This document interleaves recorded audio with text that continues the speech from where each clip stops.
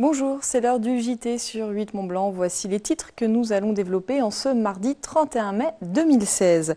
Rossignol Technologies, installée à Sionzé depuis 40 ans, est en pleine tourmente.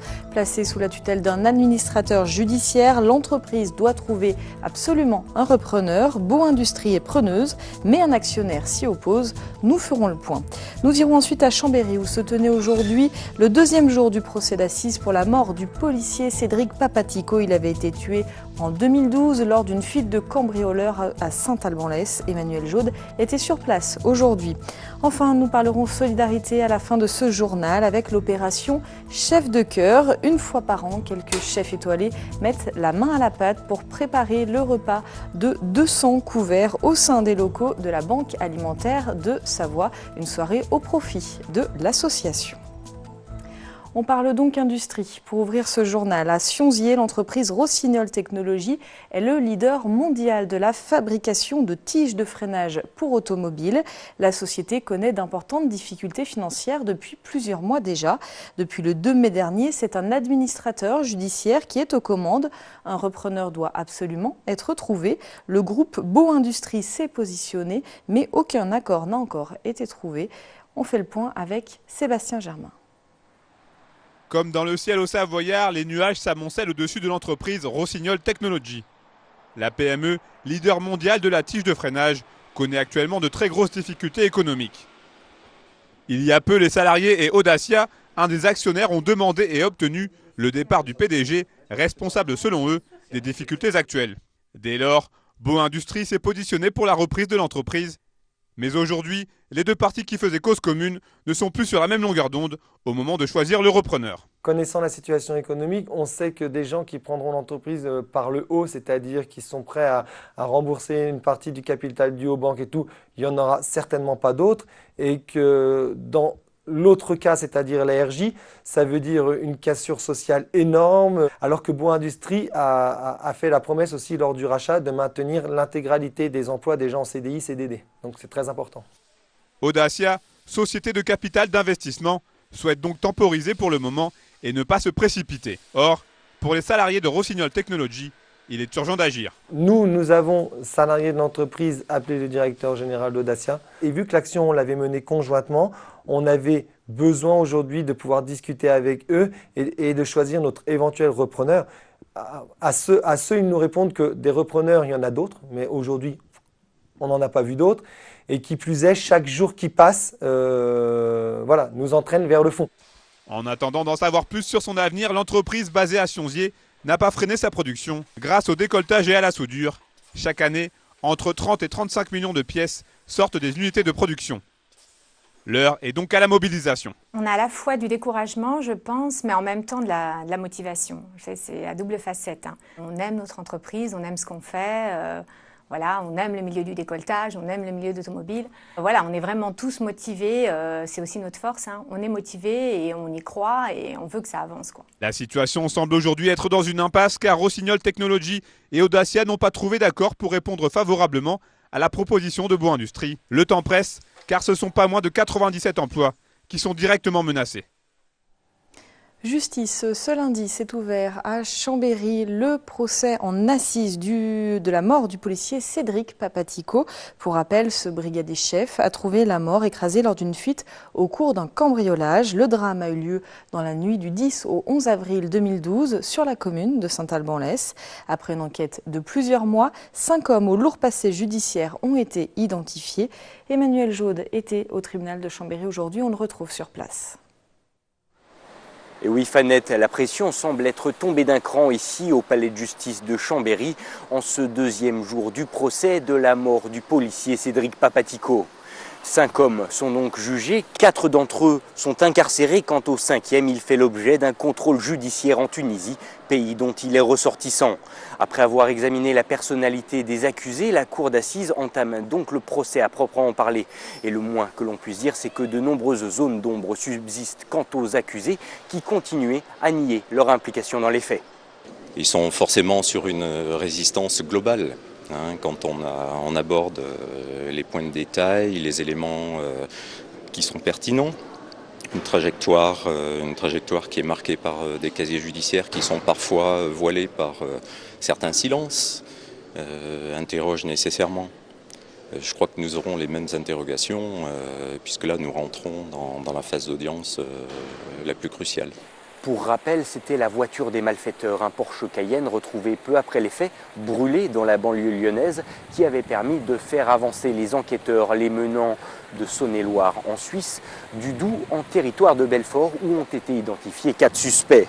Si tous sont aujourd'hui jugés pour vol avec violence ayant entraîné la mort, ce qui dispense la Cour d'identifier le conducteur du 4x4, la question de qui était derrière le volant se pose toutefois pour déterminer l'échelle de la peine.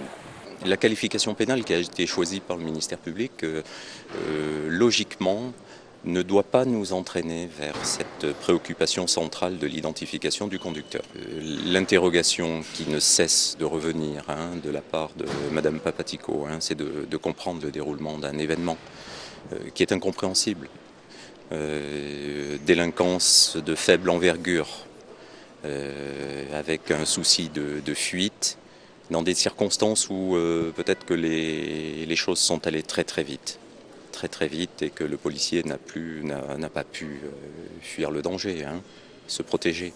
Le procès doit durer 15 jours et pendant ce temps, le palais de justice est sous la surveillance des policiers du RAID, des gendarmes du peloton d'intervention et de surveillance, en plus des services de sécurité habituels. On attend ici pas moins de 36 témoins, même si beaucoup ont été énoncés absents ou introuvables à leur appel. Merci Emmanuel. On prend quelques nouvelles de l'Évian-Thonon-Gaillard Football Club. Les Roses étaient convoqués le 25 mai dernier devant la Direction nationale du contrôle de gestion, le gendarme financier du foot français. La validation des comptes est en suspens puisque les Hauts-Savoyards ont jusqu'au 21 juin prochain pour clarifier leur situation.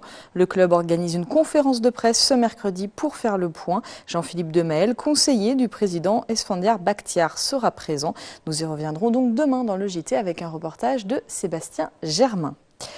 Bonlieu Scène Nationale présentait aujourd'hui devant la presse sa saison 2016-2017, une saison riche de 90 spectacles.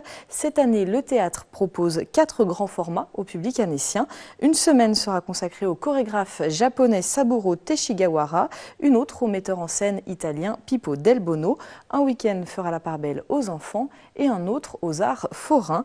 Petit tour d'horizon de cette saison à venir avec Salvador Garcia. On va beaucoup parler de pouvoir en ce qui concerne le théâtre. On va aussi voir des théâtres qui viennent d'ailleurs. On va avoir des pièces de référence pour la danse contemporaine. Aussi des pièces qui racontent un peu le monde ailleurs. Il y a qui viennent du Burkina Faso, voire du Mali. Voilà. Donc cette tendance, elle est un peu générale. Je crois que l'idée, en tout cas, quand on fabrique une saison, c'est pas tant de donner une tendance. C'est d'essayer de montrer à Annecy ce qui se fait de mieux, si possible, un petit peu partout et dans tous les domaines. Alors il y a à la fois les spectacles grand public, évidemment, rassembleurs, ce qu'on a plaisir à voir à 2000, 3000, 4000 personnes. Ça sera le cas d'Arturo-Rouy, la création de Dominique Pitoisé avec Philippe Torreton. C'est une pièce de Brecht, elle parle du pouvoir. On sera en pleine campagne électorale. Je pense que Philippe Torreton est assez trublion pour nous montrer un Arturo-Rouy tout à fait singulier. Je crois que ça sera un des grands moments. Puis aussi des jeunes chorégraphes ou metteurs en scène qui parlent du monde tel qu'il est, quoi. Partager des moments avec le public, c'est aussi leur proposer des moments un peu d'exception. Et donc comme ça, on va proposer plusieurs fois dans la saison des repas dans Bonlieu, mais aussi à la fin de la saison, un retour de Bonlieu dans le Haras, au jardin, sous les arbres les grands arbres du Haras, avec du cirque, avec le retour des dromesco. Et j'ajoute que l'ensemble de cette saison culturelle à Bonlieu sera présenté au public mardi prochain, le 7 juin. Donc rendez-vous est donné dans la grande salle à 19h30. On parle solidarité et gastronomie pour aller jusqu'à la fin de ce journal, puisque l'un et l'autre ne sont pas incompatibles. C'est en tout cas le pari du chef étoilé Julien Machet. Pour la 5e année, il a organisé l'événement Chef de cœur lundi soir à Chambéry. Le principe, 5 chefs étoilés au fourneau pour concocter un repas de 200 couverts, le tout au profit de la Banque alimentaire de Savoie. C'est un reportage de Jean-Paul Crespi. Pour sa 5e édition, Julien Machet a réuni ses amis et ses confrères et a installé sa brigade étoilée au cœur des entrepôts de la Banque alimentaire de Savoie. Et les chefs étoilés se sont donc retroussés les manches pour former une brigade unique et éphémère dans le seul but de confectionner un menu en 6 plats digne de leur restaurant au profit de la Banque Alimentaire. Un festin solidaire pour s'unir contre la faim en Savoie. On voulait faire manger les gens vraiment dans cet entrepôt, dans ce qui se passe à la Banque Alimentaire, parce que personne connaît cet entrepôt, personne ne sait ce qu'on y fait toute l'année. Nous, on fait un événement par an, c'est pas grand-chose par rapport à tous ces bénévoles qui œuvrent tous les jours gratuitement, il faut le dire, pour les plus démunis et qui le font avec fierté finalement. Donc on a voulu vraiment amener les gens dans cet endroit. Générosité et solidarité. Générosité des chefs qui donnent de leur temps et qui travaillent dur pour assurer 200 couverts.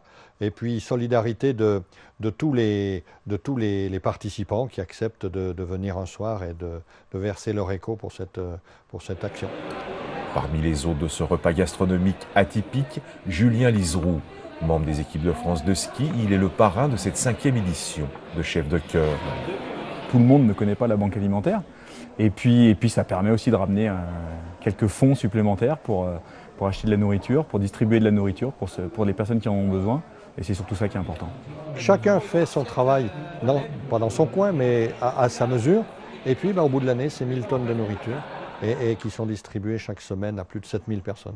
Donc c'est 80 bénévoles, c'est un beau travail collectif et ça c'est plutôt sympathique. Grâce à cette initiative généreuse des grands chefs étoilés savoyards, la Banque Alimentaire de Savoie a collecté plus de 24 000 €. Une réussite pour cette association caritative qui doit fournir chaque semaine 6 500 repas pour les 26 associations adhérentes du département. Un dernier mot avant de se quitter. Cette nouvelle journée de mobilisation demain mercredi à la SNCF. La direction prévoit la circulation de 4 TGV sur 10 pour l'axe sud-est. Côté TER, comme lors des dernières journées de grève, il est prévu 25% des trains entre Lyon-Chambéry, Lyon-Genève et Lyon-Annecy. Ce sera encore plus compliqué pour relier Lyon à Annemasse avec seulement un TER sur 5. C'est la fin de cette édition. merci de votre fidélité à l'information sur 8 Mont-Blanc. Merci à toute l'équipe. On se retrouve demain pour un nouveau JT. Passez une très belle soirée.